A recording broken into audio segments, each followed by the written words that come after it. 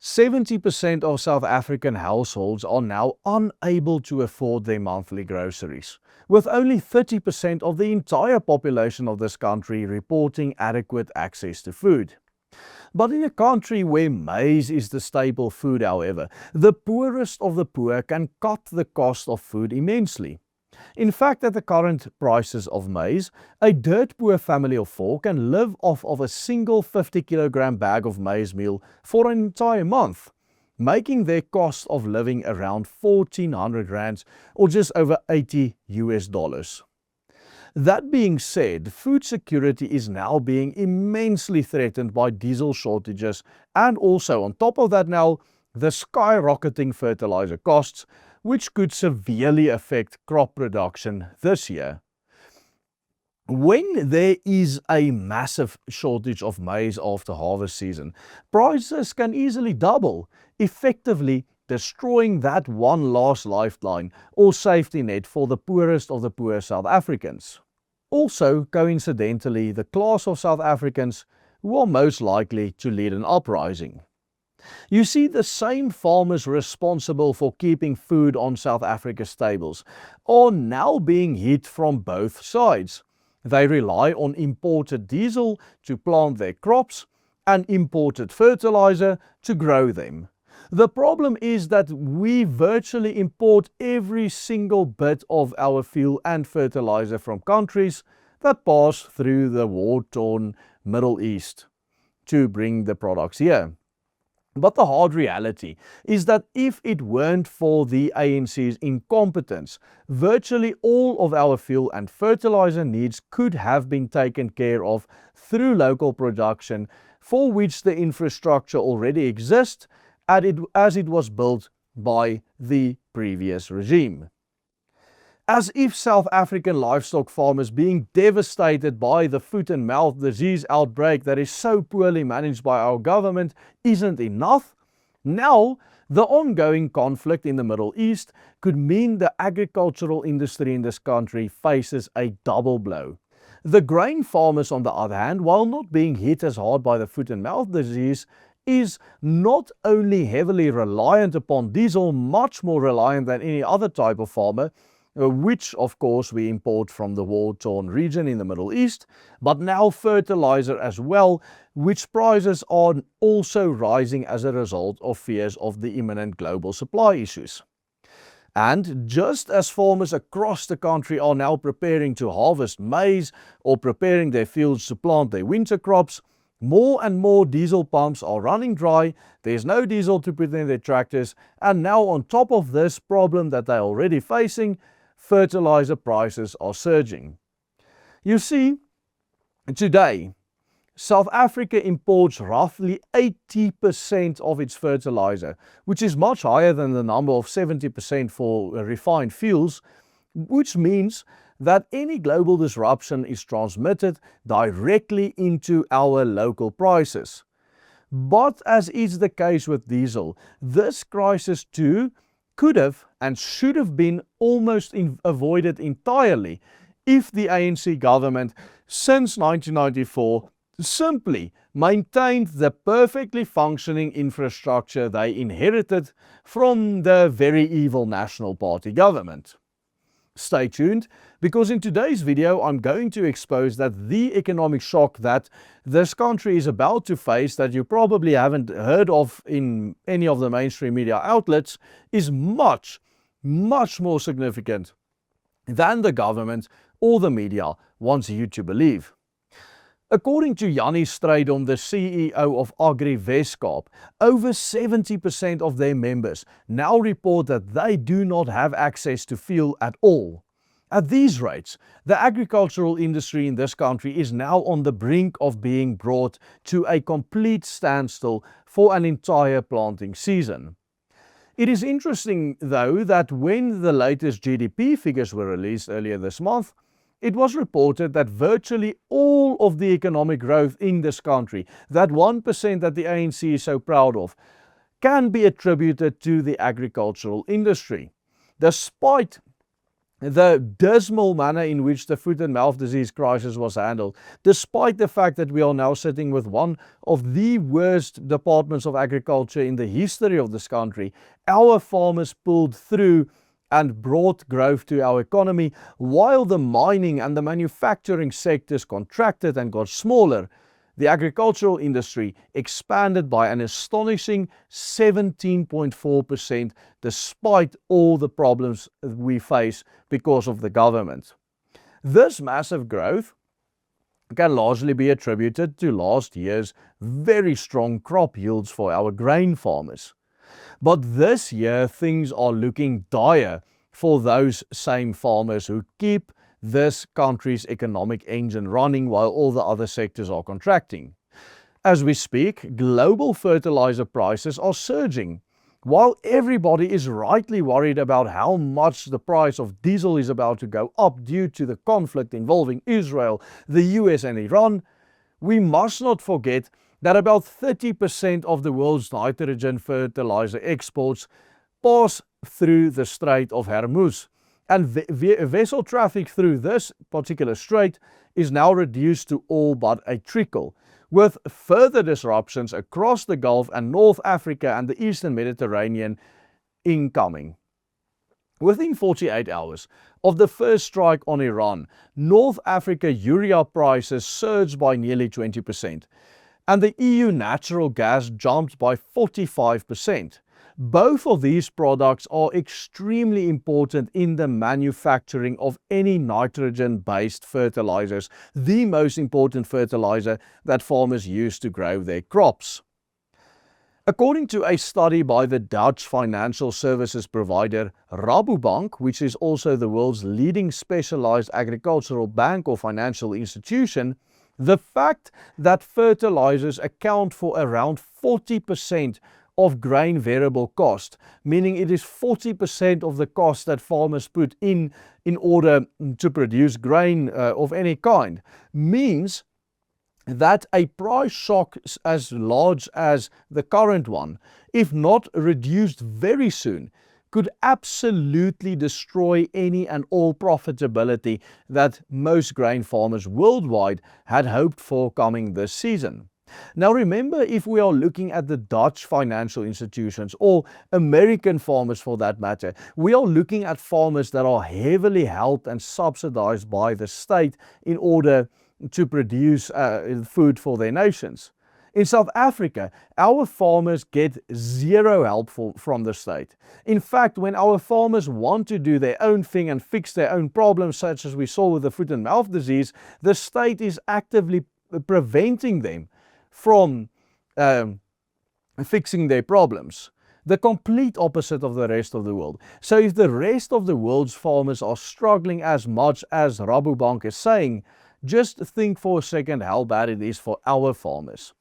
Fertilizer shortages are already hitting the United States in the middle of its peak planting season, with nearly a quarter of United States commercial farmers having been unable to secure any fertilizer on time for planting.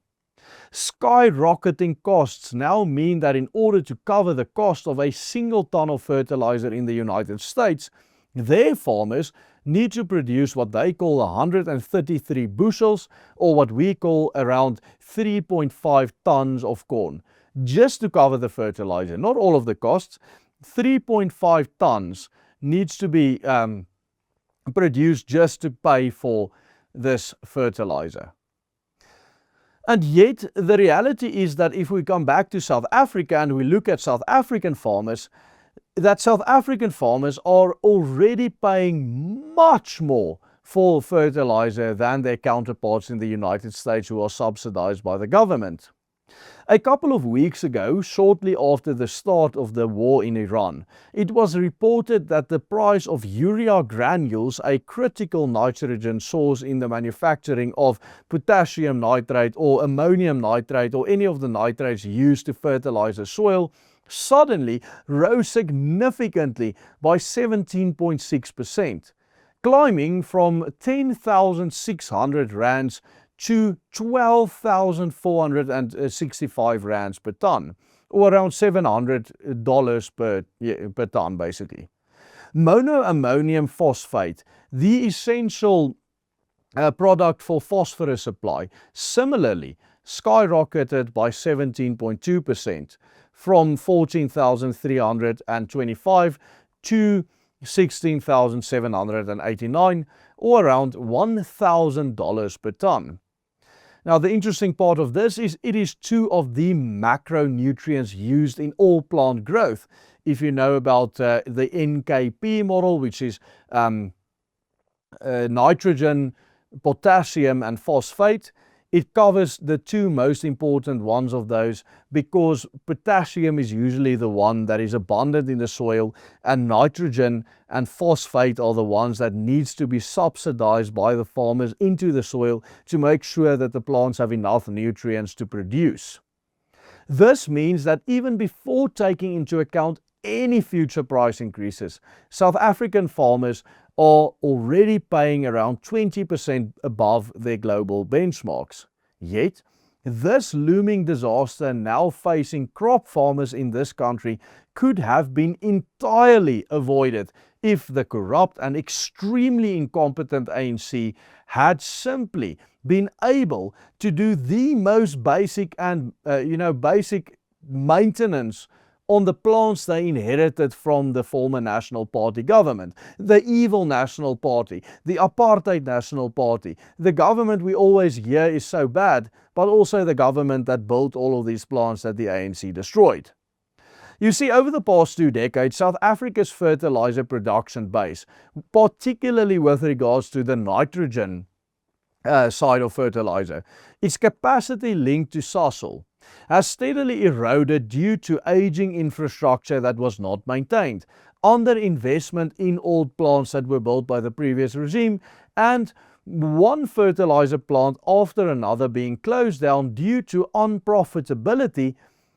even though these plants were profitable in the past, due to the fact that these plants do not produce like they did previously when competent people were put in place in charge of them. You see, the people who were in charge of them were fired due to black economic empowerment, and someone was hired on the basis of their skin color. After this happens, the process that we are seeing all over the country in every single sector, profitability plummets, and suddenly there's no reason to keep these plants running anymore, because these plants are not making money. And the easy thing now to say is, oh well, the products from overseas are now cheaper than the ones we produce locally because we can't do it profitably anymore, and we start importing these products from overseas. And then, when there's a crisis happening overseas, we have nothing to show for it. We have no way of making our own fertilizer like we used to, because we destroyed all the infrastructure needed to do that. Instead of expanding or even maintaining this capacity that South Africa had before 94, all of these key plants, or most of them, have become less efficient by the day and increasingly unable to meet demand by the day, and increasingly became more unprofitable by the day, forcing our country, South Africa, to rely more heavily on imports every single year, up until the point where we are now, where we import 80% of our fertilizer. And as a result, South African farmers are now fully exposed to the global price shocks and supply disruptions, with no meaningful local buffer to cushion this massive blow that's hit our country. Moreover, rising fertilizer prices do not just reduce profits, but also force farmers to cut back on application rates, which directly lowers yields across the country and threatens future food supply, and most importantly, makes the prices of the end product, the actual maize in the bag of maize meal, cost twice as much as it would have if agricultural activities could just continue as usual.